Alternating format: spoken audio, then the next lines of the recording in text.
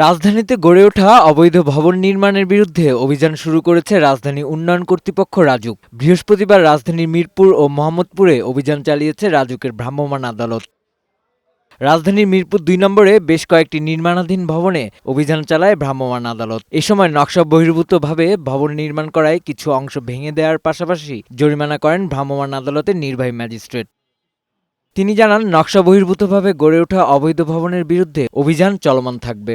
জরিমানার পাশাপাশি সতর্ক করা হচ্ছে বলে জানান তিনি। এসব ক্ষেত্রে অন্তত আমরা মোটামুটি দেখেছি যে হয়তো মাপের জন্য একটু এদিক ওদিক হয়ে গেছে, কিন্তু মূল স্ট্রাকচারটা ঠিক আছে বা নকশা ফলো করা হয়েছে রাজুক অনুমোদিত, সেক্ষেত্রে আমরা ছাড় দিচ্ছি এবং মনিটরিং এ রাখছি। ভ্রাম্যমাণ আদালত পরিচালনার সময় রাজুকের কর্মকর্তারা জানান, শুধু অবৈধ কিংবা নকশা বহির্ভূত ভবন নয়, আবাসিক বলে বাণিজ্যিক কার্যক্রম পরিচালনার বিরুদ্ধেও অভিযান অব্যাহত থাকবে। পরিকল্পিত নগরায়নের জন্য আমরা কাজ করছি, যাতে কেউ নকশা ভায়োলেশন করে কাজ করতে না পারে।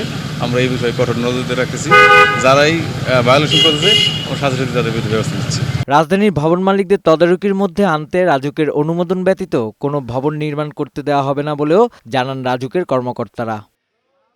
আশরাফুল আনন, বৈশাখী সংবাদ, ঢাকা।